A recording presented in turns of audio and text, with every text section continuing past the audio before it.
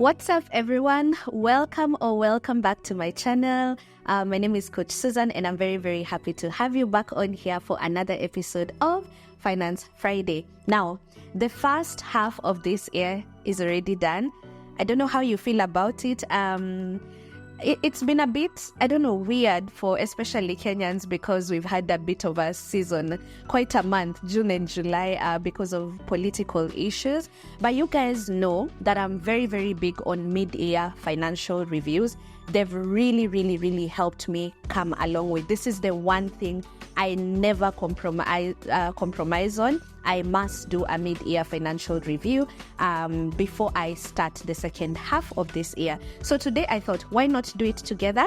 I'd like to guide you guys on how you can do your own personal financial mid-year review.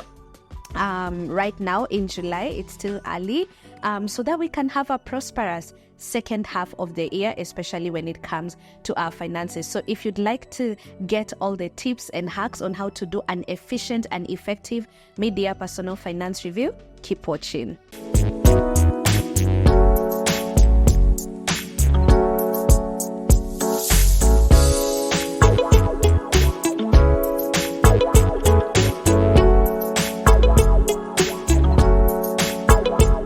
So we are just going to get straight into it because we want to keep this short and sweet, all right?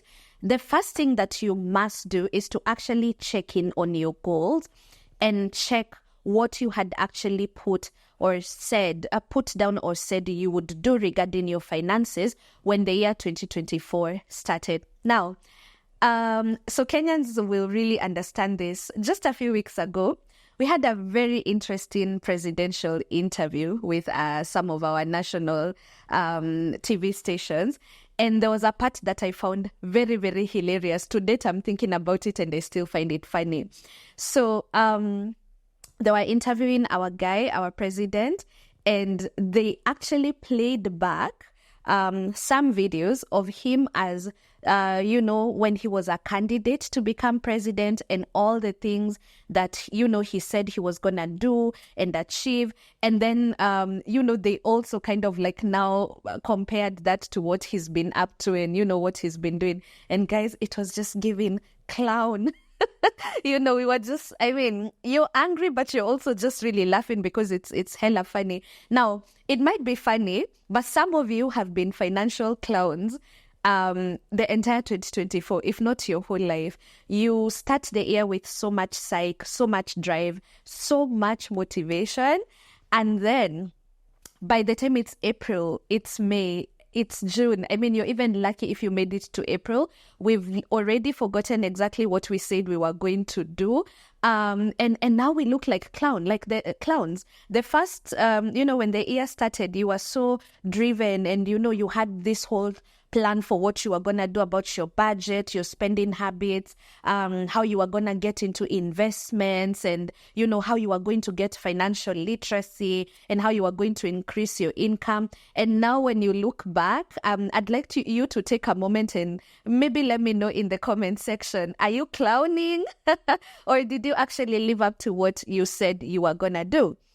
Now, that's the first thing that you need to do because you see, at the end of the day, I've always told people that personal finance is exactly that. It's very, very personal. We are not copy-pasting what other people are doing. We are setting very personal and very intentional financial goals because, guys, your financial goals and what you really want to achieve for yourself, and these are things like debt freedom. Right? There are things like learning where your coins are going. It's things like setting up savings accounts like your emergency fund, right? It is even aspects to do with increasing your sources of income. All these are goals and they all inform how you behave with your money. So if you didn't already set goals, I feel like at this point, because it's only halfway through, let 2024 not end up being one of those years you did nothing. If you didn't already set goals, now is a very good time to ask yourself. And you guys know, I've always said, if you want to understand or if you want to know how to set goals, simply, especially financial goals, simply ask yourself, what would I want my money to do for me? Or what would I want to achieve with my money? And if you had set goals, okay?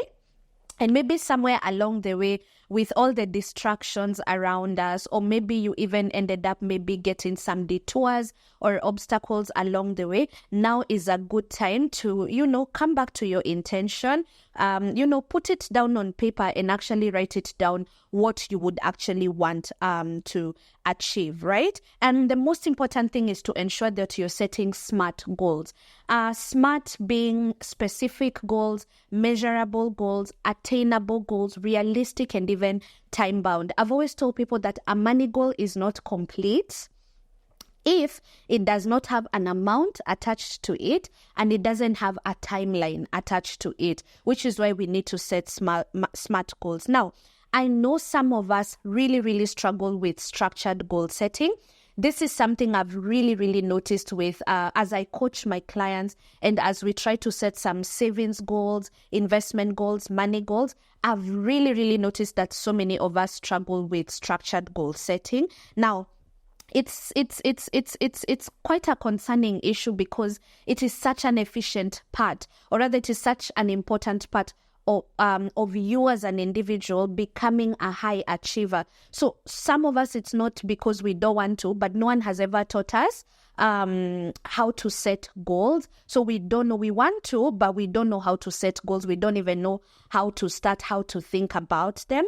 And you know what, guys, I came across some courses that I would immediately like to plug you right now, because they will really, really help you to learn structured goal setting. Okay? Set goals around your life, set goals around your finances, set goals around, timelines and what you really want to achieve for yourself. So worry not, if you've never learned this in school or you've never attended an actual goal setting class, please pay attention to what I'm about to say next. This portion of today's video is sponsored by Skillshare.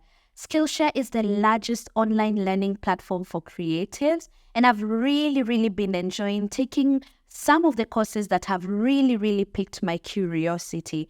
Now, we are just from discussing goal setting, and I wanted to plug you guys onto this learning path that I came across that should ideally assist you through systematic goal setting. It's a combination of 3 classes, one on personal development exercises, another one on how to do a vision board. You guys know I'm very, very big on vision boards and goal setting. And then we also have one that will even help you in terms of productivity and forming habits for long-term goals. So if goal setting is something you've struggled with, I would definitely take this course. If I were you, the 3 classes, I believe that'd be very, very impactful. However, this is not the only thing you can do on Skillshare. We have thousands of different classes depending on whatever you're interested or curious about. This, for example, are classes on photography. If you're passionate about upskilling in that area,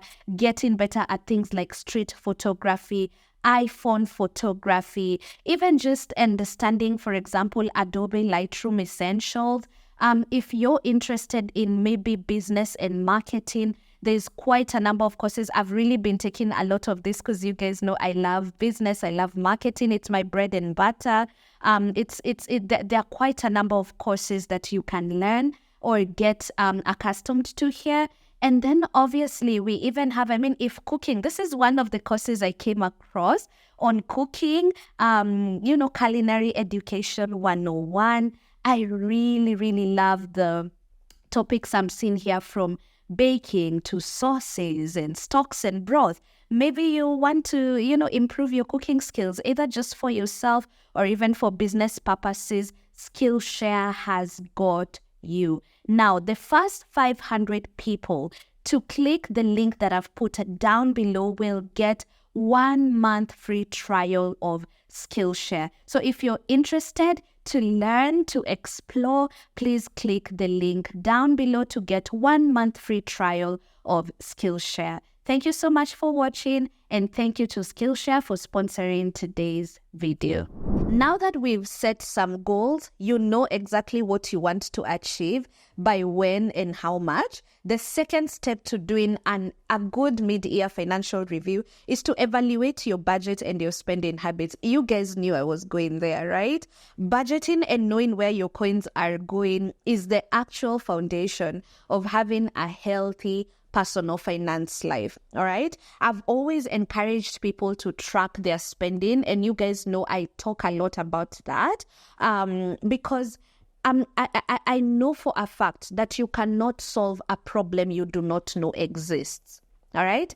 You can't close a loophole that you are unaware of. And a lot of us go through the motions throughout the year. Again, we start the year with so much zeal and so much psych, saying, we are going to sort out our spending problem, but you don't even know where the spending problem is because you don't even know where you overspend. You don't know where you're bleeding money. So tracking your expenses, and having somewhere where you know exactly like how much went to entertainment, how much went to black tax, how much even went to things like, buying toys or clothes for your children, how much went into debt, for example. So it's very, very important for you to take a moment and to actually evaluate. And I'd like you to question, when this year started, what is one of the things that you said you were going to sort out in your budget? Did you actually sort it out? And if you didn't sort it out, why didn't you sort it out? Maybe there's an area where you feel you've been bleeding money, whether it's house shopping. I know for a lot of women who run households, that is like it's an Achilles heel for all of us, right? So, maybe you had said you're going to, have some efficiency in your kitchen. So many of us are actually buying shopping because maybe your nanny gives you a list and you just shop. And maybe you literally even have expired stuff in your kitchen or your pantry. Things like those, okay?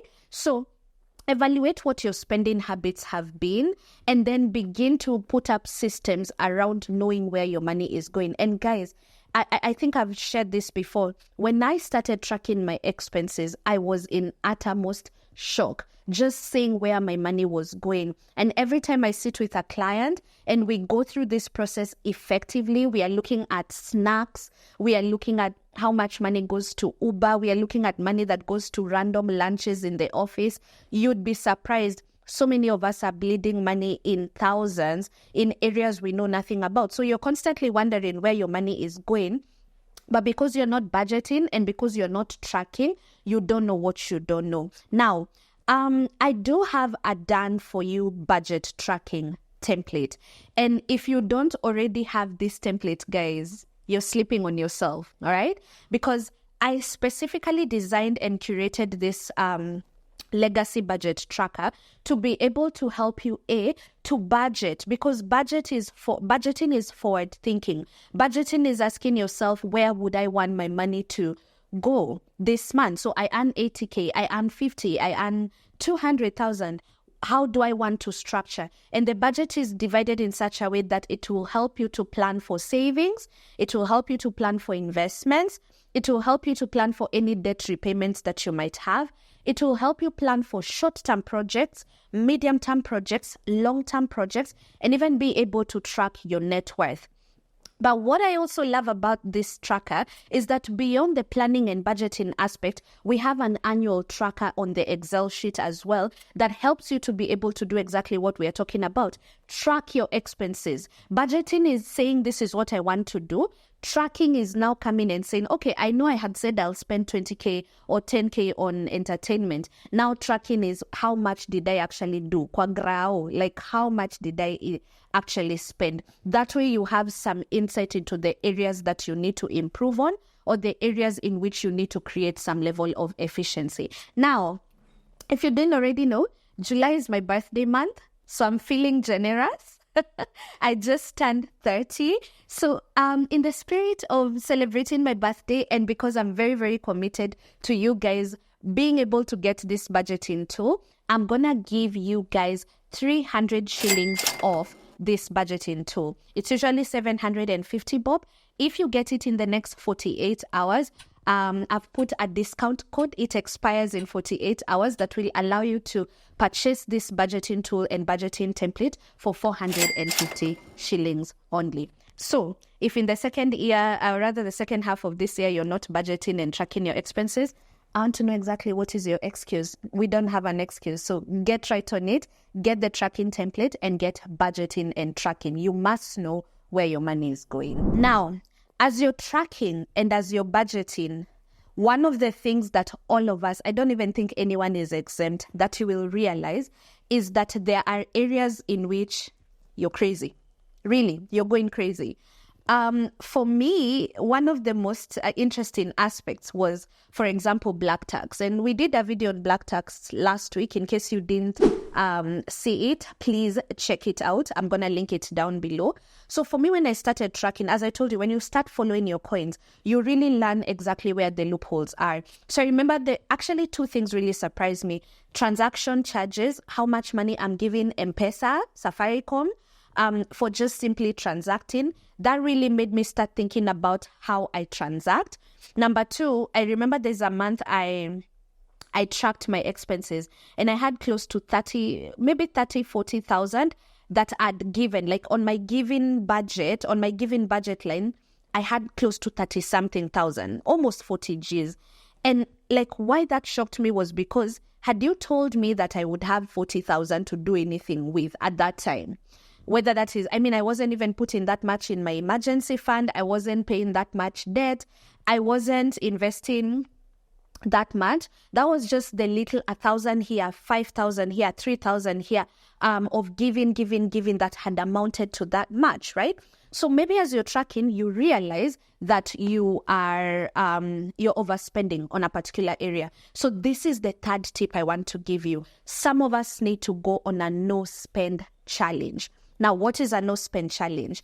A no-spend challenge is a season. It could be a month or it could be a quarter, right? Where you intentionally decide that you are not going to spend on a specific area that you have identified is a loophole. So for some of us, it could be luxuries like Ubers, going out, ordering in, watu wa KFC na watu wa Wapiki, you know. It could be baby showers, bridal showers, you're giving budget. For some moms, it could be you're constantly on Instagram shops, or even for yourself, buying clothes, perfume, skincare.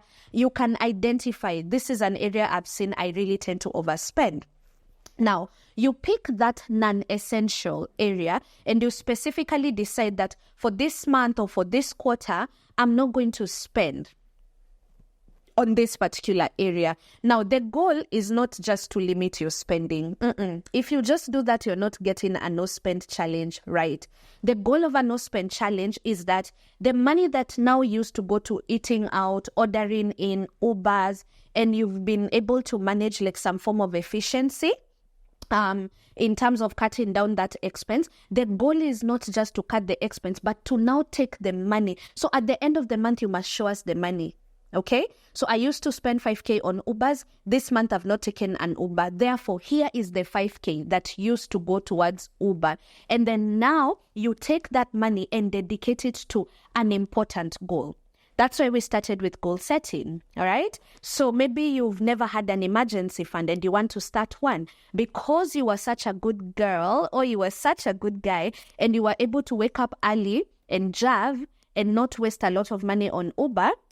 Then now you can dedicate 5,000 shillings that month to your emergency fund, or you can dedicate it to a debt repayment, or you can start your first investment in, let's say, a fixed income fund or a real estate investment trust. Yeah. So the goal of a no spend challenge, guys, don't miss it. It's not just about cutting expenses. There's no fun in that. You have to attach a reward to it. Because I did not spend on this issue, I've saved this X amount of money, and now I am able to dedicate this money that used to go here to something that I think is more important, like clearing my loans or starting this first saving or this first investment. So I find that mid-year is a very, very good time to go on a no-spend challenge. So identify an area that you can compromise on for the sake of your future self, having some savings, having some investments, or even having some level of debt freedom. So if you've never tried a no-spend challenge, please do one even this month or even this third quarter of the year. You'd be very, very surprised how much you can redirect money to things that are more important. The fourth thing that you must do in your mid-year financial review is debt evaluation. Now, if you're debt-free, kudos. That's amazing. Can we keep it that way for the rest of the year? However, if one of the things that you're struggling with is especially bad debt and consumer loans, this is the mobile loans, the credit card debt, money that you've borrowed friends or family, you really, really need to evaluate your debt. Listen, guys, if debt freedom is not one of your goals this year, we really need to have a conversation. I really wish that people knew and understood just how much debt chokes the life out of your paycheck. It really just is a thief. It robs you of any and all opportunities to apply any form of personal finance growth or personal finance development, because what exactly are you going to be able to do if the little that comes after you've been taxed and deducted left, right, and center, and you've paid expenses and bills, everything else that is left is now going to loan repayments or loan recovery. So it is so important to really think about your relationship with debt. It's very, very important to really evaluate, why have I been taking loans? Maybe you found yourself in a season of a vicious debt cycle in the first half of this year. So what you've been doing is taking a lot of loans, like either to supplement your budget for the rest of the month. Really take some time to evaluate. Debt evaluation starts by not just asking, how will I pay these loans, but how did I get into these loans?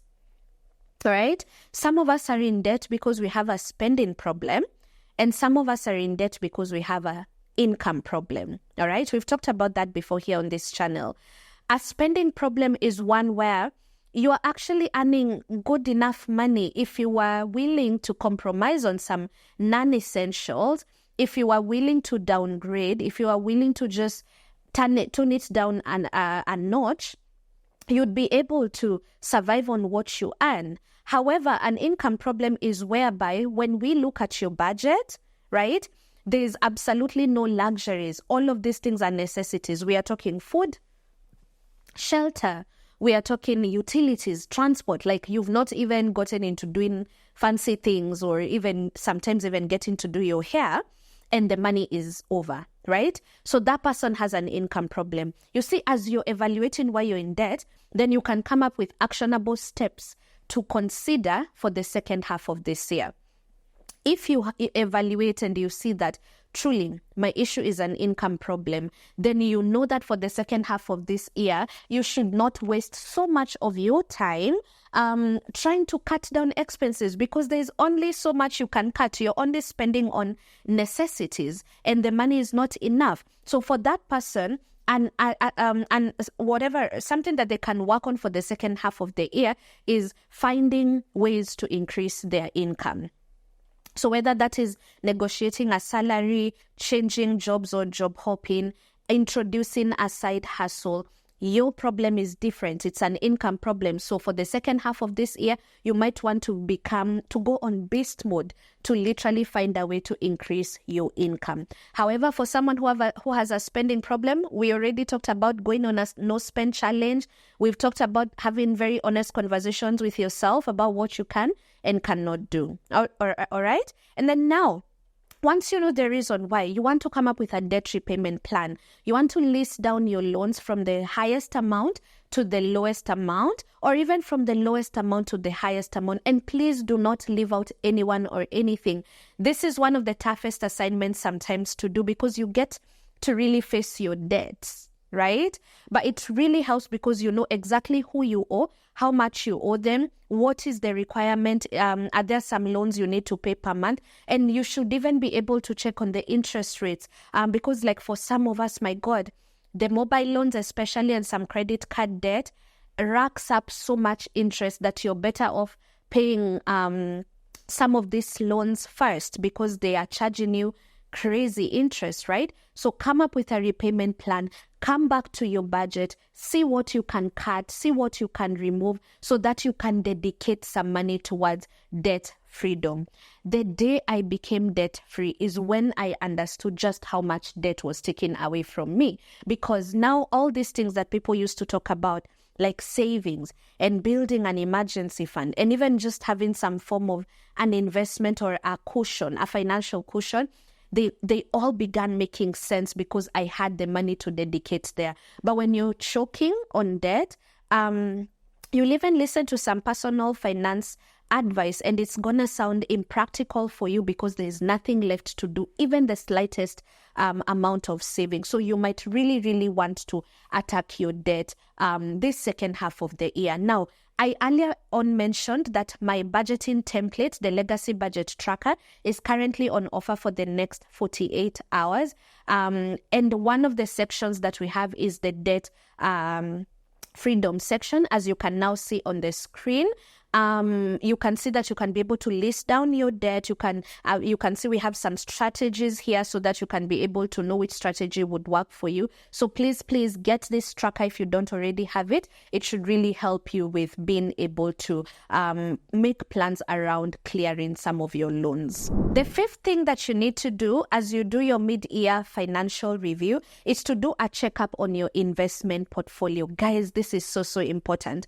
For some of us who've already started investing already, mid-year is a very, very good time to review your investments and to check, number one, are they working for you, right? So many of us literally copy-paste other people's investments and, probably get into investments. Maybe you did it emotionally because a friend, a family member, an influencer, challenged you, and you just, felt the pressure to do something with your money.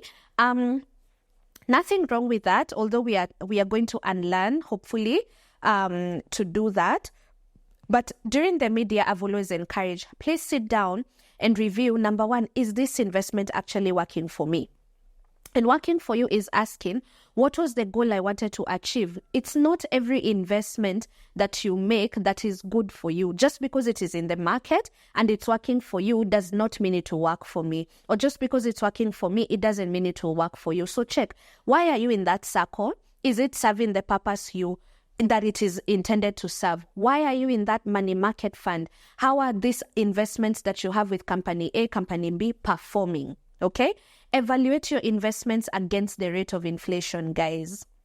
As I told you, and I've been saying this on this channel, where you put your money matters, because if your money is sat somewhere where you're getting a return that is much, much lower than that of inflation, then you're doing zero work. You want to check on any fees, management fees, brokerage fees, any fees that a firm or a company you're using would be charging. Just check on that so that you can be able to calculate the net return of your investments. Like, this is my return, less of all the fees and expenses. Therefore, your net return is what is left. Then compare that and see, is this working? I see some of us using horrible banks, like a bank that is just not serving you. Why are you guys attached? Move your bank and go to a bank that's actually serving you. Recently, I've been having a lot of conversations with some of my clients in the diaspora that, their banks are not even willing or able to help them pay for things like bills and bonds. And I know that we have banks here in Kenya that can be able to facilitate very seamlessly RTGS requests to be able to pay for your bills and for your bonds. Please evaluate every account you have. Any transaction account, any savings account, any investments account, evaluate and ensure, all right, that these accounts are actually working for you, that they are meeting the purpose for which you wanted them to meet. I mean, early this year, I actually moved my pension from a company I've used since 2020 to another company, because as I keep doing my review, I realized that the market average versus what I was getting was significantly low. So mid-year is a good time to check, and it's also a good time to reorganize and to even rebalance your investment portfolio. As you do that, finally, the sixth thing that you need to do is to do an emergency fund review. You guys know on this channel, this is our one non-negotiable account. So, Kwanza, if you're watching me and you do not have an emergency fund, we are not doing that in 2024. Absolutely not, and not in the second half of 2024. So you need to set one up. The best place to set up your emergency fund is an interest-bearing, simple money market fund account where you can top up, and in case of emergencies, real emergencies, not mere inconveniences that came because you failed to plan, okay? We are talking job loss, we are talking illnesses and things like that, yeah? So you want to set up an emergency fund, and we are not walking around unprotected, guys. I've always told people that this is your first line of defense. It's your first layer of protection. And you guys will agree with me, and maybe you can let me know in the comment section. So many of us would not be in the loans we are in if only we had an emergency fund, because we are in loans because, you know, an emergency came up, it was urgent, the money was needed immediately. So you took on a credit facility or a loan to be able to do that, right? So many of us would be able to manage our finances better. I mean, to even sleep better at night, because, you know, if anything was ever to happen to your job, right? If anything was to happen to your business, you have some funds that are stashed away somewhere that could help you survive, even if it's just a month or 2 or 3. So when this year started, what was your goal for your emergency fund? We always recommend a minimum of up to 6 to 12 months. Maybe 6 months if you are employed, because we are working with an assumption that if you lose your job today, if you're lucky, then within 6 months you should have found something, some sort of income, either another job or even started a business. However, if you're in full-time business, and I've always felt like having a much longer one is more sustainable, like maybe up to 12 months of an emergency fund, because then again, your business is dependent on you. If Susan is unwell today, if she's not able to show up for work for months, then the Legacy Hub does not earn any money, for example. So it's so important to have an emergency fund that is slightly longer. Now, I know 6 months, 12 months might sound very ambitious. Can you at least set a goal? If you're just starting, I started with, first of all, saving up 1 month worth of living expenses. When you've been able, so let's say you spend 50K every month, save 50K. Work towards saving 50K, even if it's the second half of this year at some point. You will have 1 month worth of living expenses saved. And then save 2 months, 3 months. So just work on it slowly by slowly. So you'll build up to 3 months of an emergency fund, 4 months of an emergency fund. You will eventually get to 6 months worth of living expenses. And that is like the highest form of self-care. So please ensure that you do your emergency fund review, check on where you started when the year 2024 started, and check on where you are right now, and then set a very, as we said, smart goals, a very realistic goal on how much you think you want to achieve by the time it is December. Bottom line, what we are saying is that should be your one and only non-negotiable account. Like even on a bad month, we are saying that this is the one account that we must fund every month without fail, and develop the discipline to do that. It sounds like something so simple and something so small, but it's going to save you a lot of trouble when it rains. And you guys know lately it's really been raining. So you really want to get that in order. So we are done. I really hope you enjoyed today's video, and I'm challenging you guys. Please let me know in the comment section if you are going to do your mid-year financial review, when exactly you commit to. And please remember to get my budgeting tool that is currently on offer. I'm going to link it down in the description box below. So until we meet next week, stay safe.